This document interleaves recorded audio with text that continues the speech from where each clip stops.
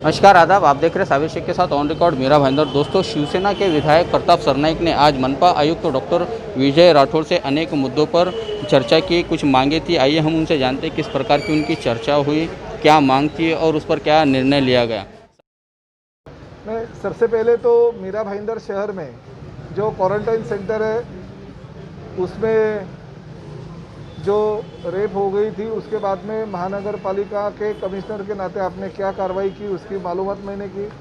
साथ ही में कुछ न्यूज़ चैनल में न्यूज़ आई थी कि गांजा अफीम भी कुछ जगह पे मिला है, उसके बारे में भी मैंने उनके पास नापसंदी व्यक्त की।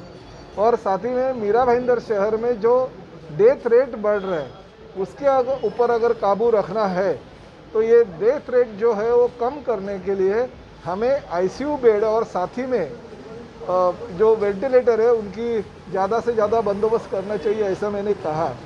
और मुझे गर्व है कि उन्होंने ये सभी बातों के ऊपर ध्यान दिया और तुरंत ही 40 आईसीयू और 20 वेंटिलेटर की सुविधा अगले हफ्ते में शुरुआत हम करेंगे मीरा भाईंदर महानगर पालिका की ओर से, ऐसा उन्होंने आश्वासन दिया। तो आईसीयू बेड और वेंटिलेटर की उपलब्धता होने के बाद मीरा भाईंदर शहर में जो डेथ रेट है वो कम हो जाएगा, ये मुझे उन्होंने आश्वासन दिया है। देखिए, परिवहन में पूरे मीरा भाईंदर शहर के लोगों को वो जो ठेकेदार है उसने अपने में आटे में ले लिया है, वो जो कहता है वही हिसाब से करना चाहिए, ऐसा उसका कहना है। मगर मैंने कमिश्नर साहब को क्लियर किया है कि अभी जैसे ठाणे कॉरपोरेशन अपनी परिवहन सेवा खुद चलाती है, उसी तरह से मीरा भाईंदर महानगर पालिका ने अपनी परिवहन सेवा चालू करनी चाहिए।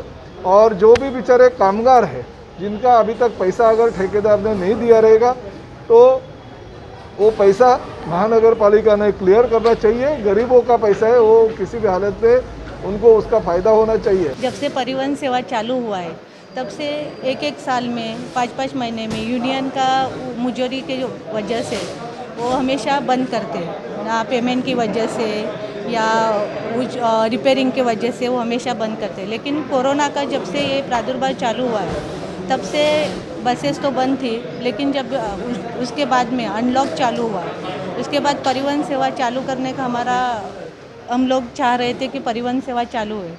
लेकिन परिवहन सेवा चालू करने के वो कॉन्ट्रैक्टर और प्रशासन की तरफ से जो उनका तालमेल न होने की वजह से हम लोगों को, जो उत्तन डोंगरी चौक में रहने वाले लोगों को बहुत तकलीफ़ हो रही है। तो हमारा यही कहना है कि वापस से परिवहन चालू करने के बाद वापस से 2 महीने में वो बंद होने से अच्छा हम लोगों को परमानेंटली उसका सोल्यूशन दिया जाए। उसके लिए हम लोगों ने आमदार प्रताप सरनाईक साहब से बात की है। उनको हम लोगों ने बोला है कि हम लोग को एसटी बीएसटी की सेवा दे दो, तो वो परमानेंटली चलने वाली सेवा है। तो उसके बारे में आज विषय हो गया और एसटी हम लोग तुरंत चालू करने के लिए उन्होंने बोल दिया है। तो आज से शायद से वो एसटी सेवा चालू हो जाएगी, जिसकी वजह से हम लोगों को जो तकलीफ सहन करने पड़ रही है उसमें थोड़ा सा रिलैक्सेशन मिलेगा। तो पहले एसटी महामंडल की बसेस वहाँ पे जाती आती थी, मगर अभी ये पीरियड में वो एसटी महामंडल की बसेस वहाँ पे बंद की गई है। मैंने तुरंत कमिश्नर साहब को भी कहा है, मगर राज्य के परिवहन मंत्री आदरणीय अनिल परब साहब को फ़ोन लगाया, कमिश्नर साहब ने उनसे बात की और उन्होंने वो परिवहन की वो एसटी की सेवा जो है वो अगले हफ्ते से चालू करने की जो हमारी मांग है वो पूरी कर दी और वो एसटी की सेवा तुरंत चालू। अगर मीरा भाईंदर के जो सत्ताधारी भाजपा के लोग हैं वो हर चीज़ में राजनीति लाते हैं। उन्होंने महानगर पालिका के जनरल बॉडी में 50% हाउस टैक्स माफ़ करने की घोषणा की, मगर वो जो घोषणा है वो करने से पहले प्रशासन के साथ उन्होंने बिल्कुल कुछ भी चर्चा नहीं की। ऐसी बात है कि ऐसे टाइम पे जो निर्णय लिया जाता है वो प्रशासन को विश्वास में लेके निर्णय लिया जाता है। प्रशासन को विश्वास में लेके अगर वो निर्णय ले लेते थे तो 50% नहीं, हम 25% देते, हम 30% देते, ऐसा प्रशासन कहता था। वो प्रशासन के मंजूरी से जनरल बॉडी में लिया जाता था, मगर प्रशासन ने कहा कि हमें कुछ भी विश्वास में लिया नहीं है। इन्होंने जो ठराव पारित किया है वो हमारे ऊपर बंधनकारक नहीं है और प्रशासन के ऊपर बंधनकारक जो ठराव नहीं रहता है वो ठराव महानगर पालिका के आयुक्त गवर्नमेंट के पास भेज देते हैं।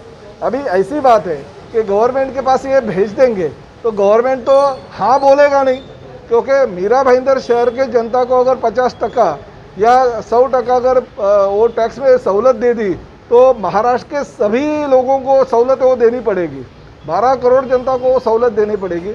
और एक कॉरपोरेशन के लिए गवर्नमेंट ऐसा डिसीजन लेंगी नहीं, जो डिसीजन लेगी वो पूरे महाराष्ट्र के लिए लेगी। इसलिए महाराष्ट्र शासन की ओर से तो वैसा कुछ भी नहीं होगा। महानगर पालिका में भारतीय जनता पार्टी की सत्ता है, उन्होंने यहीं पे वो प्रशासन के ऊपर दबाव लाके मंजूर करना चाहिए था। अभी शासन के पास गया तो शासन तो ना ही बोलने वाला है, हमें पता है। इसलिए हमारे कुछ नेता लोग मीरा भाईंदर शहर के कल पालक मंत्री एकनाथ शिंदे साहब के पास गए थे, उनको लेटर दे दिया कि 50% की सहूलत है वो माफ़ की जाए।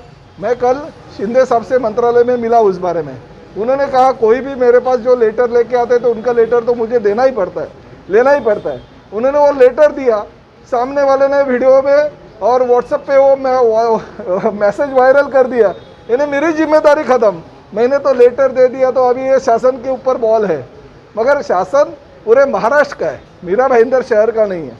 एकनाथ शिंदे साहब को भी ये अगर टैक्स माफ़ करना है तो उनको महाराष्ट्र के लिए करना पड़ेगा, और शासन हर चीज़ पे माफ़ी नहीं चाहेगी, नहीं तो शासन चलेगा ही नहीं। इसलिए जानबूझकर राजनीति करके ये भारतीय जनता पार्टी की जो यहाँ की सत्ता है, उन्होंने राजनीति करके मीरा भाईंदर शहर के लोगों को उल्लू बनाने की कोशिश की है। उनको कुछ ना कुछ इसमें राजनीति लानी है, इसलिए उन्होंने ये काम किया। मेरे को ये समझता नहीं है भारतीय जनता पक्ष का हाथ कितना लंबा लंबा फैला हुआ है। जिधर जाओ उधर भारतीय जनता पक्ष पार्टी के ही ठेकेदार का नाम आता है। कहीं पे अगर बलात्कार हो गए तो भाई भारतीय जनता पार्टी का जो माजी नगर सेवक है उसके भांजे का नाम आता है। कल भी वो परसों के दिन कुछ रेप का एक गुना हो गया, वो भी भारतीय जनता पार्टी में प्रवेश किया हुआ ही आदमी है। तो ये भारतीय जनता पार्टी के लोग अगर बार बार ये गलत कामों में जाएंगे तो मीरा भाईंदर शहर की जनता आने वाले चुनाव में उनको उनका रास्ता दिखाएगी। स्वर्गीय बाला साहब ठाकरे मैदान पे जो कोविड सेंटर बनाया जा रहा है उसको 12 करोड़ रुपए की राज्य सरकार की तरफ से मंजूरी मिली है, वो निधि अभी तक नहीं आया है, क्यों देरी हो रही है सर? राज्य सरकार, राज्य शासन की ओर से निधि जिस वक्त कॉरपोरेशन मांगती है उस दिन निधि देती है।